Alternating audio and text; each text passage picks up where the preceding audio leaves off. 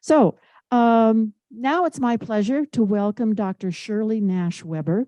She was nominated to serve as Secretary of State by California Governor Gavin Newsom on December 22nd, 2020. She stepped up into office. She was sworn into office on January 29th, 2021. She's California's first Black Secretary of State and only the 5th African-American to serve as a state constitutional officer in California's 172-year history. Before her nomination, Secretary Weber served 4 terms as an assembly member representing California's 79th Assembly District. That's my old stomping grounds down in San Diego County. And prior to that, she served as a member and chair of the San Diego Unified School District. And she has twice served as an elector. We all understand we have an electoral college, right? So she was an elector, and she was actually the chair of the California Electoral College delegation from California on December 14th, 2020. Before she was elected to the Assembly, she retired from the Department of Africana Studies at San Diego State University. She served there for 40 years as a faculty member and served several terms as department chair. Secretary Weber is a mother of 2 adult children, 3 grandchildren, and was married for 29 years to the late Honorable Daniel Weber. She is number 6 in a family of 8 children. Her parents, David and Mildred Nash, are deceased, and her current hobbies include reading and traveling. Please give a warm welcome to our wonderful Secretary of State.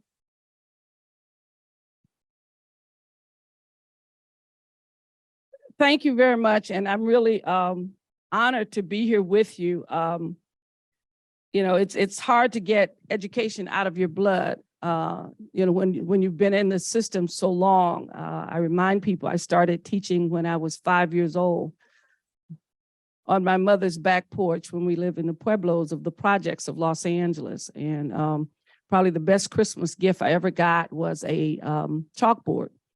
And kids would come over to our house, and on the back porch, I'd conduct school. And I didn't know that they were coming because I was doing their homework, you know.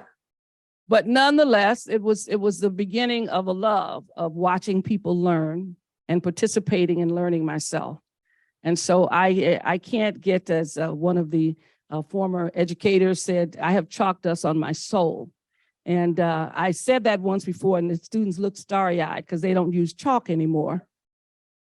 And so I can't even use those old references anymore because the world has changed so rapidly that our young people don't use chalk, and they don't get chalkboards. They get these whiteboards or whatever they are, and they're not as exciting as chalkboard, nor are they nerve-wracking if you scrape them as hard. So nonetheless, but I'm honored to be with you today here at Sac State. Sac State is a wonderful campus. I've watched it grow. I watched it develop. My adopted granddaughter just graduated from here last year, and a wonderful experience here at Sac State. And you had an amazing president that I work with, Mr. Nelson, who truly loved the students. You know, I've served with a whole bunch of presidents at San Diego State, having been there for 40 years. I've seen the good, the bad, and the ugly all at one time sometimes. So it's always was refreshing to find a president who loved to be with students. You know, that I'd come on the campus and I could find him sitting somewhere eating lunch with students and welcoming students to the campus. It was such a relief and a change that the students liked it here. And so when my granddaughter decided that she was trying to figure out where she wanted to go, she got attracted to Sac State. She didn't know that her mother would be up here working at the time, but in any way, turned out to be a great deal for her. She loved being here at Sac State, and the president sets the tone. I tell people when we were dealing with some issues at San Jose State and some racisms and sexism that occurred at San Jose State, and I was appointed to be in charge of a campus climate committee that lasted for really until I left the legislature 2 years ago. I said to the president, you set the standard. You don't let the students who come into the campus from all places around California set the standard. You set the standard, the California standard of behavior and expectations for young people and the diversity that's on our campuses. We don't change with the wind because the world changes and do those kinds of things. We set the standard of expectation and what we expect out of a diverse environment, and kids to be welcome to the campus, and parents leave them here believing they're going to be cared for. So it was good to see a president on a campus, having seen many presidents, and who really loved the students, who loved the campus, who created an environment for young people to learn. So that was really, so he was kind of special in my life, after years of teaching, to come across a president on a campus who really liked being a president and liked being with young people. I've been asked today I'd like to tell you a little bit about myself a little bit. You've gotten some of the information about my life, but it kind of helps people to understand why over the years I've spent so much time working on education, serving on school boards and working in communities to talk about equity and opportunities for everyone, and my passion for learning and my passion for social justice. Those things that I've done, I hope have changed and made California a better place for everyone to live. I'm a kid whose father was a sharecropper in Hope, Arkansas. And most of you know what a sharecropper is. It's like a half step above a slave, because you don't own yourself and you don't own what you do, and someone else owns what you produce. And at any moment, he was in the Jim Crow South. At any moment, he could actually lose his life and nobody would ever look for him, or there'd be no justice. If you've ever looked at this book called Beyond Sanctuary, you see a book full of lynchings, and you can see the faces of everyone who did the lynching. And there was never any effort to try somebody or create some justice or opportunity for that occurring. And so at the time that he lived in the South, there was great intimidation. The laws were clear that you could vote, but you could not vote. If you made an attempt to register to vote, you could be killed. So my father was a very outspoken man, and he had worked hard that year for his crop, and he knew what he should be paid, and he argued with them. He was known as one of these Negroes that was difficult to control, and he would argue with them about what was due and what was right and what was his resources. And so they had made up their mind that at the end of the harvest season that they were going to make my dad an example. They were going to kill him.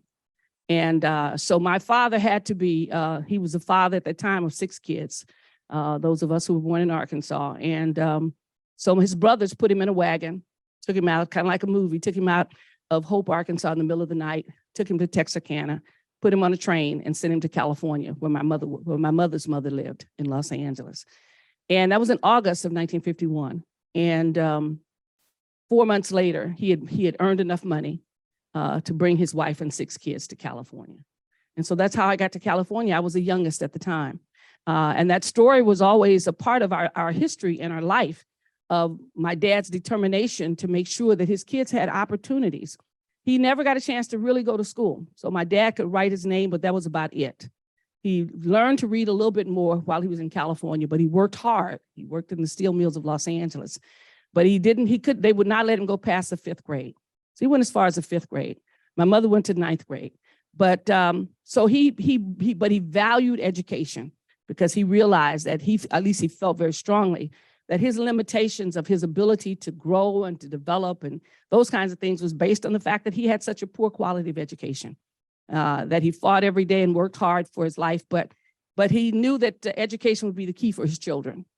And so as a result, that became a central part of our existence in terms of Los Angeles, the 6 of us and eventually the 8 of us, that we would definitely have to go to high school. And it was a time when everybody's dropping out of high school, my older sisters and brothers, but none of them did, because my dad insisted that they go to school. And he worked very hard to make sure that we felt very good about going to school, and we had high expectations with my mother and those kinds of things. And so despite the fact that we lived in the projects of Los Angeles and in a poor neighborhood, we all went to school, we all excelled. And I was the first one to get a doctorate from UCLA, the proudest moment of my dad's life. And so, so I grew up understanding those kinds of things. I grew up in a community where people expected me to do things, so I know that oftentimes when I'm dealing with schools, that if we have high expectations of children, they will meet those expectations. that if you dumb down the curriculum, you dumb down your expectations, they will dumb down with them. And so we have to continue to have those high expectations. I also know that sometimes you have to have a voice for people to fight for you, for social justice, because when you don't have that, then you're left, you're floundering. And that those of us who have gotten to the point where we've gotten these educations and we've gotten these opportunities, I have a different and a unique responsibility to raise my voice. I feel very strongly about that because my father came out of an environment where if he raised his voice, he would lose his life. At least I can raise my voice and probably not lose my life immediately. And if I do, somebody will at least bring some justice about it. So I feel a unique responsibility to do those things. And so when I entered the legislature, it was about not only just doing what I've done for 40 years at the university, which was creating a program of Africana studies and women's studies and Chicano studies. I was a part of the original development of all of those programs to bring some diversity and justice to that university, but also to take it to another level in terms of the legislature and to make sure that the things that we were doing in California really welcomed everybody in California, because California is a great state. I believe my dad came here because it had opportunities and created opportunities for his kids. And we have a responsibility to keep that available to all young people. And so I benefited immensely from being at the University of California.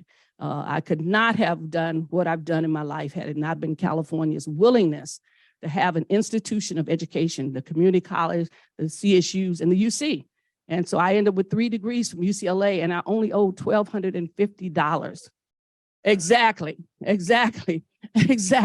So I know how important it was for us to keep our tuitions low, to keep us focused on kids who are first generations as those who created the preamble to the University of California, that's what those institutions are really for poor kids.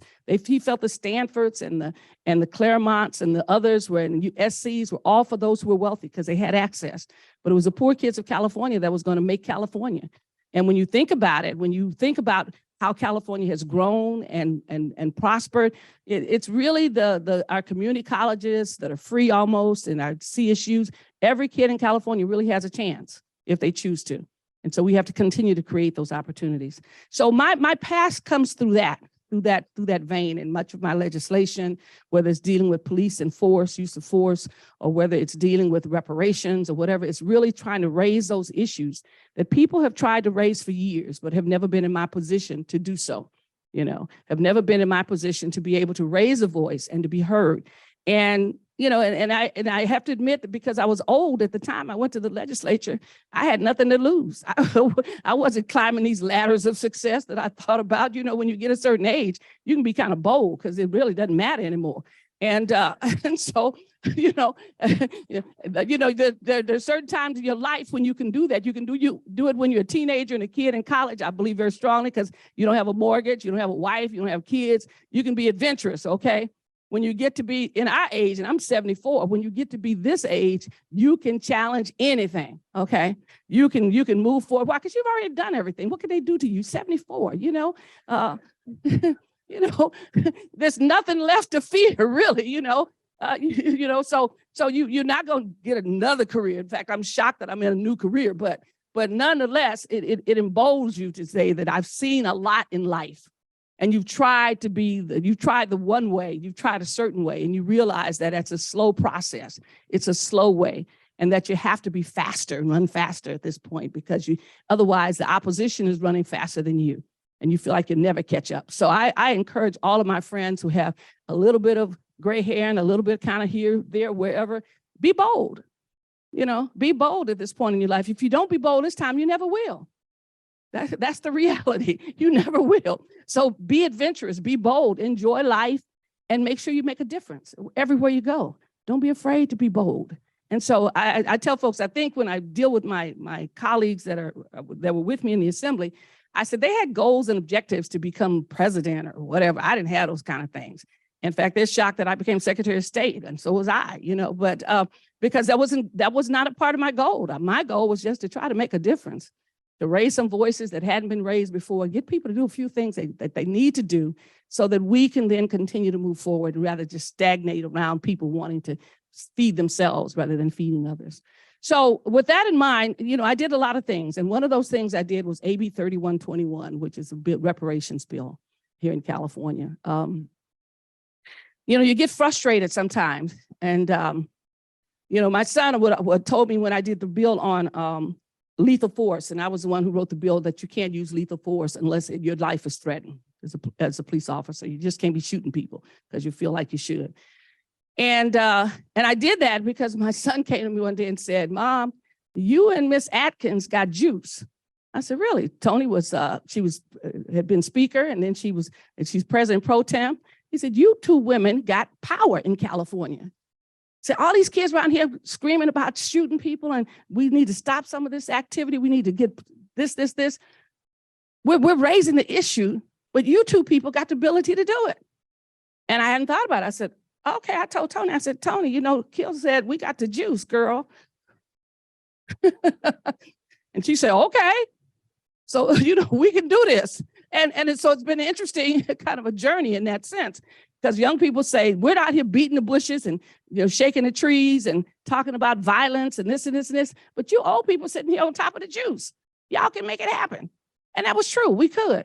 So when I realized in the year, I think it was 2019, that on the 40th anniversary of the of this country, that people once again in Washington were raising the issue about reparations. And this issue had been legislation that come for 40 years. They had raised the issue about reparations in California for African Americans. And they proposed it, and we had voted, we supported it as a resolution. It was proposed in Washington, and it would get there, get through, bam, and hit the floor, and that would be it. So I thought, California got the juice, okay? California is the 4th largest economy now in the world. We've got more money here than most countries. And if California pulled out his money from the United States, I forgot where we would fall in terms of ranking in the world. California has access, it has research institutions, it has the ability to do things that other people only dream about. And so when after the 40 years, when this last resolution failed, I said, I'm gonna do reparations for California. People in Washington ignored us.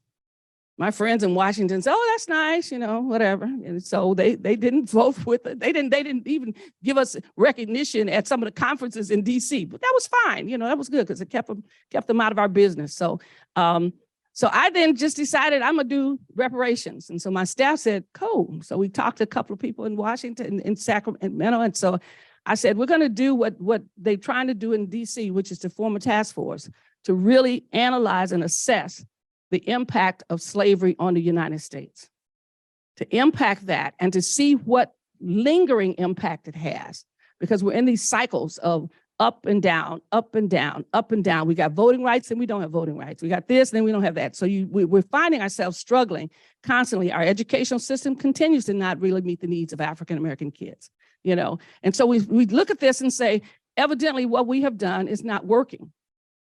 And so as a result, I said, I'm going to propose AB 3121. And people were shocked. I proposed it. It got through all the committees and got signed by the governor.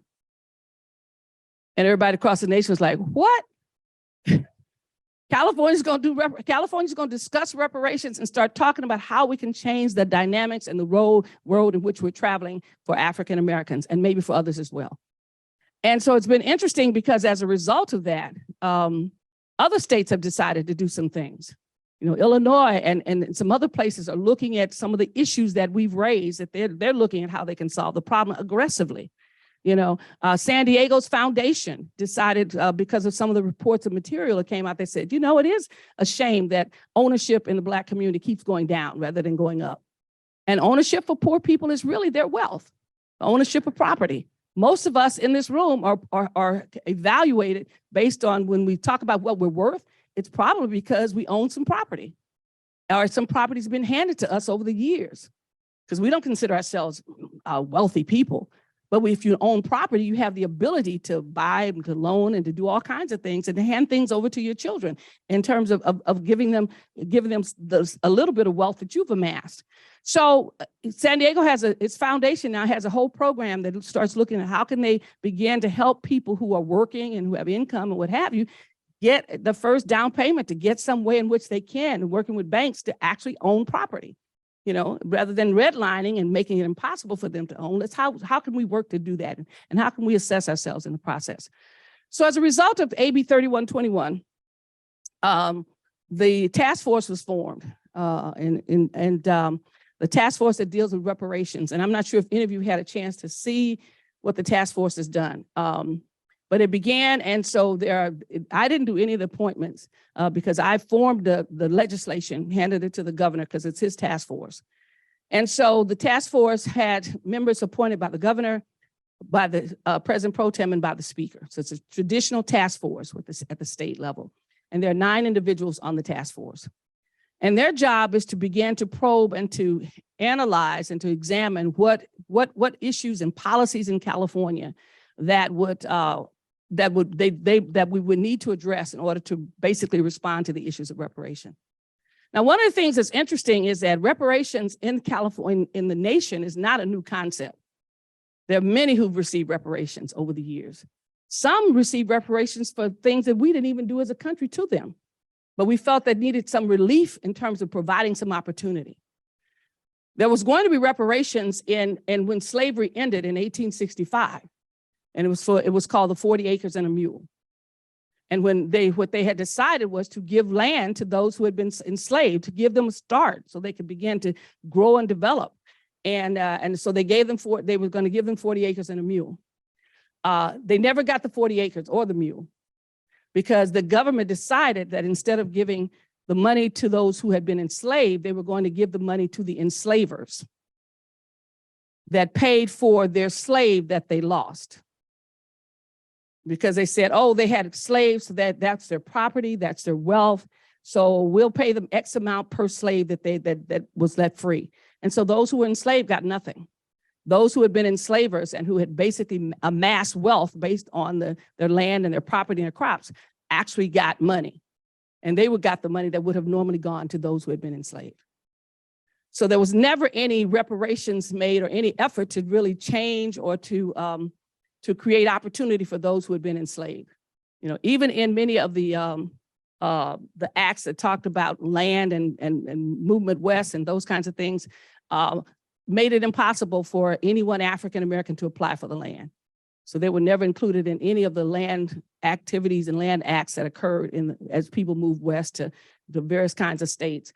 That they brought in a number of foreigners to come in and to basically get land. If they worked it for 5 years, they would own the land. But none of those opportunities were allowed to be given to those who had been enslaved. So there are many of the opportunities that were there to say, how are you going to work? How are you going to amass wealth? Those kinds of things didn't exist for them. And many of the things that we talk about, like sharecropping, as I mentioned, those kinds of things had tremendous kinds of limitations. Most folks never got any wealth as a result of being a sharecropper. In fact, they were indebted more because once, we used to have we had laws that says if you have a debt and you die, your child inherits that debt. And so as a result, many of the folks who were sharecroppers amassed debt, and as a result had their children had to pay the debt. Many of them ran away. And it's interesting because in my father's family, there were 4 boys in the family of 9. And all three of them left. My father and his 2 brothers all left the South because they could never really get out of debt in the South. And my dad's oldest brother, remained to protect his father. And he was basically a sharecropper his whole life until late into in the middle 1960s. So there was all these traps that were there. And so the reparations committee began to look at that. And then the question becomes, why California? Why not Mississippi, Alabama, and those kinds of places? People would ask me, well, I don't live in Mississippi, Alabama. I live in California. That's number one. But number 2, California also had slaves. We were not a slave state, but we had slaves. We had slaves who came here to work, that were brought here to work on all of the different railroads, as well as all of the mines and everywhere else, as well as on some of the farms. So we brought in slaves. We also had an industry of insurance that basically that made millions of dollars on insuring slaves for individuals who had slaves here.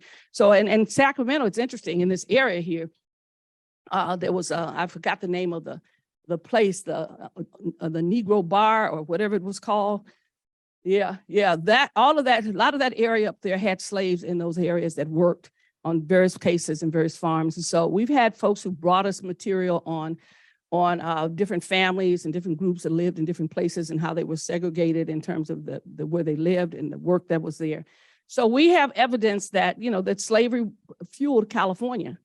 And we have evidence. Jerry Brown used to always quote our former governor at the time, the governor in 1865, whose goal was to really eliminate all Black people out of California. He was going to extinguish the group. And that was his goal. And it was always in his speeches and what have you. So he had no intentions ever of creating equal opportunity and access in California at all for people of color. So as a result of that, African Americans have watched for years others come, be welcomed, given land, helped to grow, many of the Homestead Acts that they were never allowed to take advantage of. They've watched us give reparations and support to other groups who have suffered, but probably suffered in a much shorter period of time than African Americans, and have watched the various kinds of activities and laws that exist that continue to disadvantage African Americans in California. So as a result of that, the question is, the question is not that there has been damage, but the task force job was how much damage has been done. And one of the challenges, of course, is the fact that because we have allowed this to exist so long, the damage is rather deep in terms of how are you going to address it. And so that's one of the many of the challenges that the task force is addressing at this point. How deep was the damage? How do you create something that's not just a flash in the pan? Because you can't say, okay, here, everybody gets $10,000 and your life should be better. Well, if you live in California, $10,000 might get you to the next county, but it won't get you too far beyond that.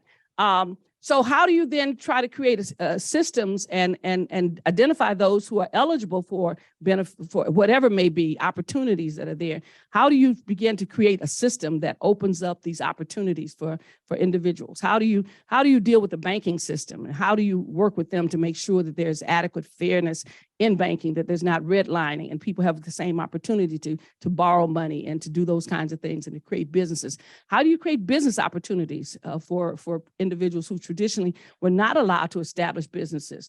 Or are you going to assess all of your rules and regulations to look at how businesses are done and whether or not we're being fair and just to those who are new into the business versus those who've been there for 15, 20 years? How do you do this? This is a complicated thing. And so it's not something that we can just jump out and say, this is it. So the task force has been listening to individuals for the last year and a half. They've been meeting, they've been looking at the data, they've had people to come and testify, they've had researchers that have actually put the material together for them. We've had some research in the past. I think Tom Hayes, I guess it was, who did some work, Tom Hayden, who had some work on reparations some years ago, did some stuff on insurance. How much money did insurance companies make as a result of slavery? And they've made quite a bit. So our insurance commissioner has a whole report on the insurance industry that made a lot of money in California based on slavery. And so we're at this point now with the task force. And I don't attend all the meetings. I have staff who's with me today in the back. They attend most of the meetings, our archives folks and Kip and everyone is back there. They work on our for me in Secretary of State, and because it was my bill, it's a priority that they continue to follow it for me, because people often ask me things about it, and I want to be able, at least I can answer while I'm doing what I'm doing for Secretary of State. But it's getting to the point where now we're coming to the end of the task force. They have 2 more meetings, and those 2 meetings, they will present the document, the recommendations for the task force. There are various comments that people are making about whether or not we should the task force should continue or whether we should have a different group. And I believe it should be a different group that has expertise in certain areas, like in economics and looking at the systems that are there in education and so forth and so on, so that we can get the best minds for California to be able to make some recommendations and to continue to monitor it, because this is not something that will happen in a year. It's not something that happened in 2 years, because it didn't happen over 1 or 2 years. It's happened over the last 400 years. 103 years. So which means you have to have patience and the willingness to see what we've done, to assess it, and then to have a system that it can evaluate in the end whether or not we've made progress, rather than just do something real quick and then discover that it didn't work and we're all happy because we went on and we didn't solve the issue that's there. So this is where we are with the task force. And so its report will be coming out, I think it's the end of June. Yeah, and I think June 30th the last meeting? Okay, June 30th is the last meeting of the task force. Their meetings are televised, so you can look at them on TV when they happen. They have a website in the Department of Justice's on their website, so you can look and click on and hear what they have to say. Their reports are going to be online, so you'll get a chance to read the reports or the aspects or the summary of the reports if you choose to. And like I said, you can attend the task force meetings. I think there will be, the last one may be in Sacramento. I know the next one is in the Bay Area in May. And I think the last one may be in Sacramento. That's my goal, is to hopefully they will come back to Sacramento at the end to do the final report. They've been up and down the state doing these kinds of reports and doing these kinds of discussions. But that's what reparations is about. When people start talking about reparations, you know, you hear these stories. It says, well, everybody is going to give $450,000. You know, and that makes good conversation because someone asked them, you know, what would it take? And I don't have a number. You know, I always tell people, if you had been in this situation and this had happened to your family and you were in the same predicament, how much would it take to bring justice for you?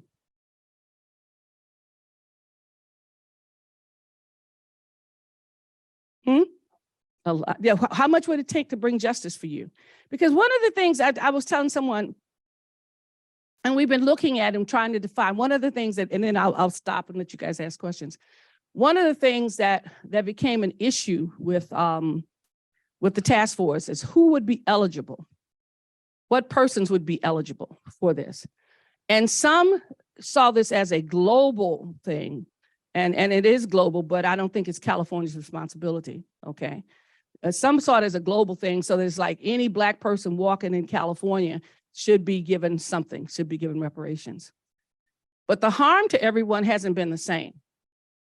And I say this because if you are if you're a descendant of a slave, your mentality is very different, because there are certain things that have happened to you that change your behavior and change your view of the world.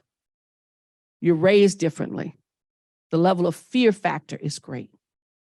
And if you come here from somewhere else, you come here from Jamaica, you come here from Kenya, you come here from Nigeria, there's a different process that has occurred in your life that makes it very different. And so you don't have the same kind of fear. You haven't been programmed with low expectations as others have and that have been here. And you have not been the victim of fear. You know, I remember my grandfather, my father's father, he was always afraid. He was always afraid. He was always afraid that someone was going to kill one of his kids. He lived with a high level of fear because he was in Arkansas during one of the worst race riots that ever existed. I think it was in 1918 or 1917, the Elaine riot. And Elaine is not that far from Hope, and where in the area in which he lived, because he didn't always live in Hope.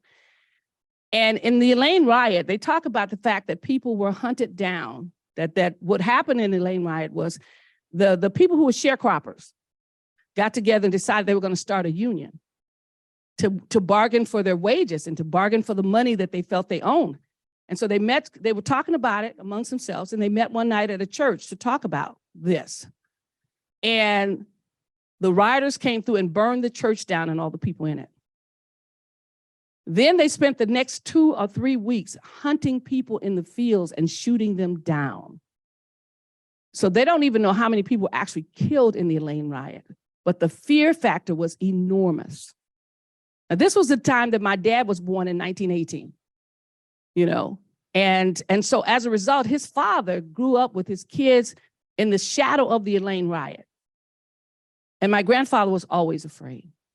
He was always afraid that somebody was going to kill somebody. He was always afraid to confront anything. And so when my father decides to confront people about his rights, my grandfather is terrified, absolutely terrified.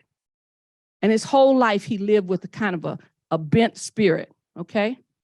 Well, that can't help but influence your aspirations and your goals in life, you know? And so if you live under that shadow, clearly it's hard for you to think about being competitive, doing things that others haven't done, because you're afraid to go and venture out. And so it becomes real difficult. Even in just addressing the issues of success and failure becomes hard if you're an African-American coming out of that experience, you know, because you're taught not to have expectations that can't be met. And so sometimes you dumb down or you decrease your expectations in order to be successful. Those are things that those of us who were raised with families who have been enslaved understand. And I know that because, you know, it's a part of my struggle to be successful. But also when I interact with folks who aren't from this country, African Americans from other countries, their view of the world is so different. You know, even though they may have been enslaved, they had their own land. They may have been colonized. They had their own land. They had their own culture. They knew their names. They knew their relatives. My grandsons are, my grandsons are half Kenyan. Their father's from Kenya. He was a part of the Kikuyus. He was a chief, When we go to Kenya and they come to visit him, there are generations and generations of poor people, older people, who come to see these two little Black boys who are now a part of this Kenyan clan, the Kikuyus. It's a totally different reality when you can sit and trace your family all the way back and know the name of them. In contrast to those of us who only know the name of the person who owned the plantation and the slave plantation where we lived. Or you create your own name, but you can't go back very far. So a lot of your identity, a lot of your strength, your heritage, who you are, your history is gone. And it's hard as hell to trace it, okay? With all the Amazon, all the new stuff they got on ancestry.com, you can go. I went to see some of the folks, the Timini tribe in Sierra Leone, where my family's supposed to be from. And I think I recognize some people, but there's no way I could find any of those folks that related to me. So, and I'm not sure if that one says some Timini, that says something else, but the legacy is gone. The traditions that you practice, you can get some of them, you think, but a lot of who you are is missing. And that's what makes people strong and persevering. So when we talked about who is going to be eligible, it would be those who have actually had descendants of slaves in this country. Because, and I argue very strongly that the psychology is totally different from those who are there versus my friends who are from Kenya, from Ghana, from all these other places. I've been to all of those places. I've met with all of those groups and those cultures, and their psyche is very different than ours, very different. So there's a lot, not only just in terms of resources that have to be repaired or given back or restored or helped to grow, but there's also a mentality that has to be helped, you know, that has to be promoted to grow. Most of us never thought Obama would ever be president, okay? But there was something unique about Obama that I argue. Others may not argue, but when I mention it, they think about it. Obama never had a parent who was a slave. So his psyche about running for president was totally different. You know, his grandfather and grandmother were white, his mother was white, and his father was a Kenyan from a royal part of Kenya. So he never had to deal with, you can't be everything you want to be. You know, you got to watch yourself because you're getting too uppity, you can't da-da-da-da-da. So he never dealt with that as a fear factor, as a limitation. And so now that he's been president, it might open up the opportunities that others can see. You know, same is true with Kamala Harris. She never had a parent who was a slave. And most people don't think about that, but those are realities that shape the personality and the expectations of others. And so the impact of slavery is a profound impact on so many people's lives. And so we have to, so when we're talking about who is eligible and not eligible, in my world, it has to be those who've been, because we're dealing with an impact factor, a harm factor. And for me, those who've been harmed the most are those who need to have some repair. you know. And those of us who have gotten through the system and helped, I don't expect to get consideration for housing, you know. Even though getting a house for my father was very, very difficult, but he was able to do it, and all of his children own property now, okay? So I'm not sure if we'd be in the first line. I don't think LeBron James needs a house, okay? He ought to be buying a few for a couple of people himself. But those are the kinds of things that I think a task force beyond this task force would be able to grapple with, so that we could get to the real, to the folks who have suffered the most. We don't need to keep feeding the fat. We need to basically get to those who have had the greatest harm in this country, and make an effort to change their lives. And I think when we do that, we will change all of our lives. We will change all of our lives. And so I hope you'll consider it when it comes up, that you'll be one of these active folks who want to get in and find out what's going on and look at it on TV and invite us back again to talk about where it is and where it's going, and get some of the task force folks to come and talk about it too, because it is an exciting time for California. And it's an opportunity because California always leads. And while others are stuck and can't figure things out across the nation, we generally try to figure it out. You know, we generally try to figure it out and create opportunities that are there that others think can't be done. You know, this is a state of dreamers, and it should be, and we should continue to do that. Thank you so much. Any questions?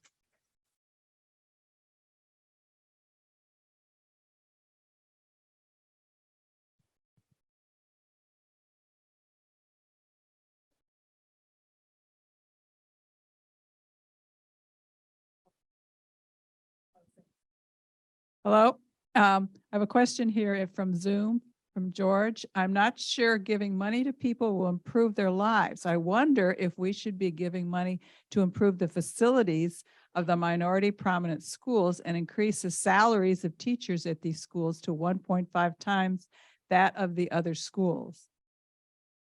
That's an interesting comment and a good one. And let me say that as a school board member, one of the things I did in San Diego was I made sure that we built new schools in old communities, because oftentimes people say you can't do that. Or they told me that the people in La Jolla would not pay for schools in Southeast San Diego. That's what they told me when I got on the school board. And I didn't believe that. And I refused to accept that, because I believe the people in La Jolla care about San Diego and care about California. And that if they don't educate the kids south of 8, then those kids will crawl into their window and steal all their goodies at night while they're sleeping, okay? You know, we are one world. We're not all this divided stuff anymore like we used to be, because they can get to your house as fast as they can get to mine. So I took a different point of view. And so when I got on, we built new schools in old communities. I think everybody deserves a good school. And so we did that. We built new schools in old communities. We've done some things with regards to salary increases, and those kinds of things are important. So it's no question there has to be, those things have to happen, but we also have to deal with one real important factor. The most important thing in a kid's life and the school is a teacher who believes in them. Not the book. We built new buildings. We got stuff that people only dream about. We have so many, those Promethean boards or something in some Southeast community that the people don't even know how to work them. You know, I've been in classrooms said, well, turn this thing on so I could do something. I don't know how to do that. Well, how did you get the Promethean board? You know, I mean, it's one of those kind of things. The key to success, and I really believe this strongly as an educator and as a kid who was in the projects in the Pueblos of Los Angeles. When people believe in you, don't dumb down your curriculum, help you succeed, you will see a different person every step of the way. I can't tell you how many young people that I have met at the university who came there with very poor skills. But because I took an interest in them, I made sure they had what they needed to be successful as students, hooked them to my hip, and got them through the university. They are, one of them now is a professor of law at Loyola Marymount. I've got kids who got awards in law firms. When I went to San Francisco the other day, and I looked up there and I saw these people getting this award. I was getting some award. And I said, they look familiar. And they got up and said, it was 4 or 5 of them who are lawyers. We are here because of Dr. Weber, okay? So we have to realize that there's certain things facilities can give you, but they can't give you the ultimate. which is a person who believes in you, who's willing to fight for you, and who will give you the best information they have. And if they don't have enough, they'll go get some more. My teachers in the projects never took an excuse from us who were poor kids. They expected me to have things that I was supposed to have to learn. They taught me to the maximum. And I've run across some of them in the last maybe 20 years. And one looked at me and said, "You that little girl in 5th grade we taught algebra to, huh?" I said, "Yes, I am, Mr. Hudson." You know, and so, but the expectations were different. And we have to do that. And we're talking about doing that now with diversifying the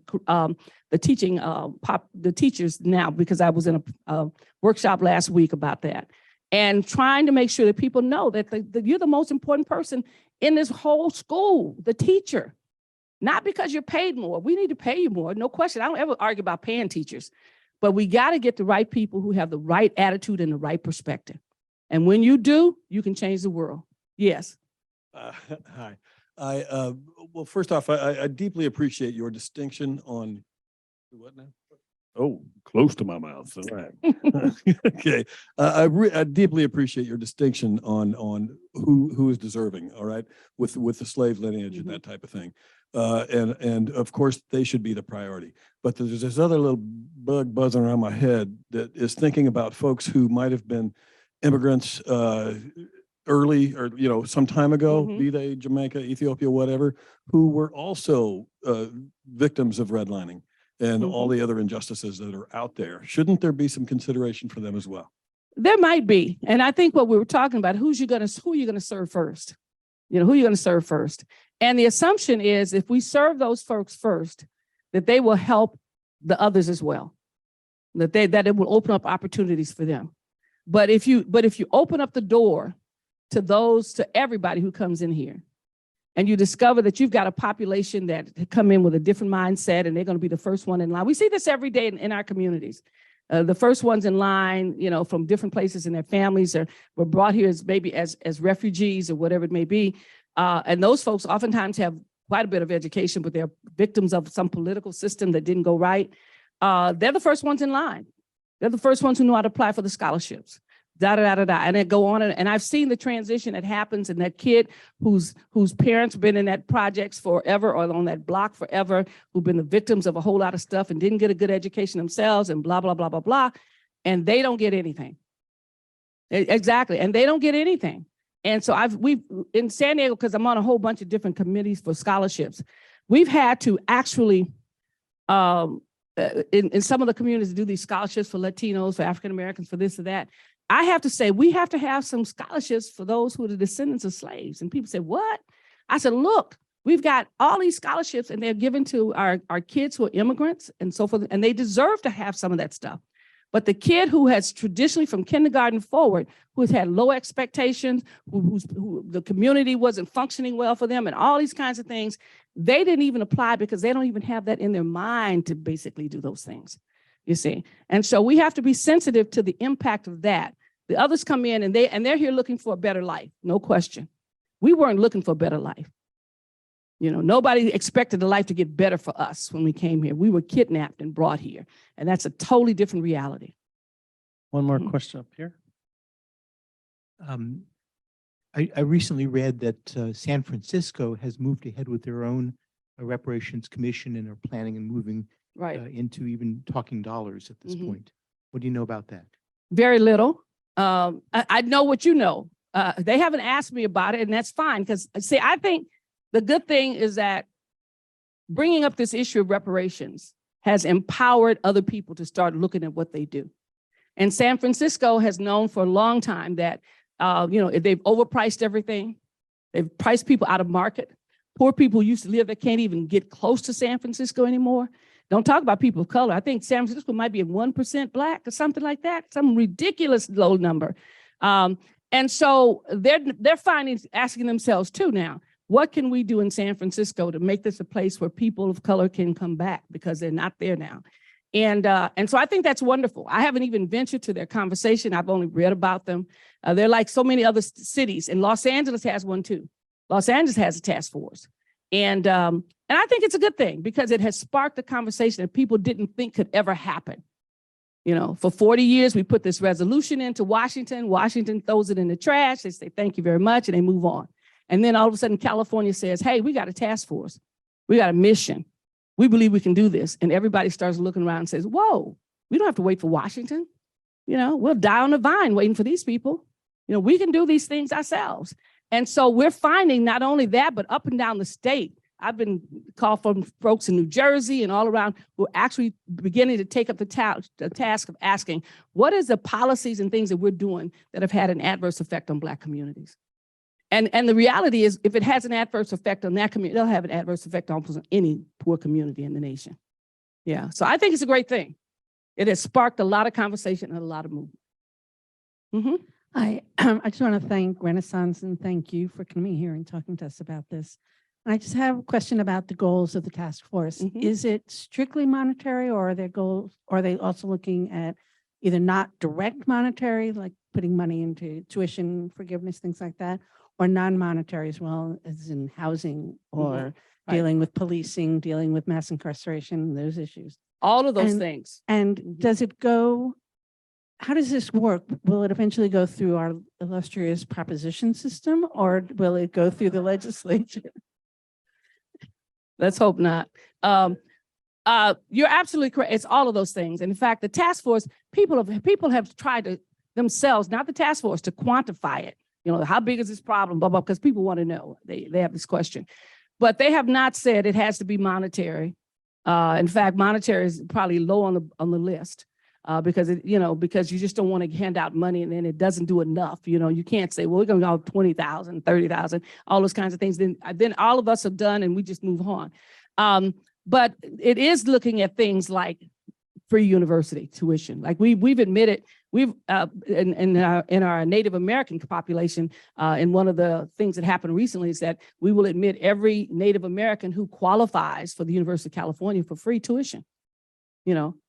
Because of taking their land and all those kinds of things. And that will be an investment much greater than anything else, okay? So a lot of groups are we're looking at a lot of things, and California can do this. We didn't think we could give free tuition to the community colleges, and we did. It did a snap like that most recently. So anybody can go to community college from California for free, for tuition free. So what we're doing now is all those things are on the table. They haven't, and I think the report that will come out will not necessarily identify this amount, that amount, this amount. They'll be talking about things that we need to do, goals that we should have and set, and all those kinds of things that should be in place. But it's all of those things when you read the task force. It's all of them. They're talking about better schools. They're talking about quality teachers and training teachers and getting more teachers that look like the kids, because we're declining in teachers, okay? Trying to get that done. They're talking about banking systems and loans and grants and how do you create these opportunities for housing that people can do. So they're looking at all those things that are not just say, okay, we're gonna pass out some money to everybody and everybody goes home. No, they're not looking at that at all.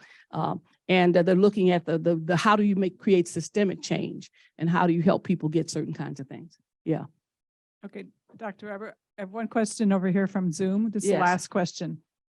How do you feel about military service as a stepping stone to empowerment? Maybe we should pay for housing down payments with X number of years service. You know, it's interesting that I was talking about that coming in. And I clearly, military service is important, and being able to compensate folks who have been in the military. And we do some of that. We do have some veteran assistance and so forth and so on. It doesn't always get to where we want to be, you know, because those folks still are there, but there's so many of our folks who are not in the military and who are not a part of that. And the military has changed so dramatically. I was telling my drivers when I came in, I said, you know, when I was, before I was on the school board, almost anybody could get in the military. And it was a great institution for straightening folks out, if you remember. I remember parents would take their son down and make them sign up. They said, this boy is getting out of control. I need the military to straighten him out. And it used to be our straightening out institution, right? You remember that? When you had cousins and relatives that didn't want to follow rules and didn't want this and that, go into the military, spend 20 years, get training, get this, get that, get certain benefits, and it was wonderful. We don't do that anymore. If you don't have a high school diploma, you can't go in the military. It used to be people could go in the military without a high school diploma and get one while they were there. They don't do that anymore. I was amazed at how many young people didn't qualify for the military when I was on the school board in the 90s. That parents would have loved to have been able to put them in the military, but they didn't qualify. And as a result, they just roamed the streets, you know, until eventually you got in trouble or found something else. But we don't do that anymore. Now that would be a great thing to do. I don't know if everybody would want to put them back in there again, because we don't need as many people in the military. At least that's what they tell us, as we had before. But I'm not opposed to that. Everybody gets benefits in the military. I think we have to be careful that if we're going to do reparations, we have to really focus upon the issue of race and what has caused us to create policies based on race. You know, rather than just saying, let's have a poverty program. We've had poverty programs. Let's have this program. We've had those programs. We have never done reparations, which is to give resources and attention to the harm that we've created to solve the problem of the harm. I think they told me I'm out of time because somehow or another we're on a special time. But listen, I have enjoyed being with you all. Thank you so very much for the invitation. We look forward to talking to you again. Thank you. Thank you so much, Secretary Weber. This was just a marvelous, fantastic, inspirational presentation. As a token of our appreciation, we would like to give you an honorary membership in the Renaissance Society. We will also make a monetary donation in your name to the Seth Nelson, this is President Robert Nelson's son, the Seth Nelson Student Emergency Grant Fund. So we just simply cannot thank you enough. This was really wonderful. Thank you.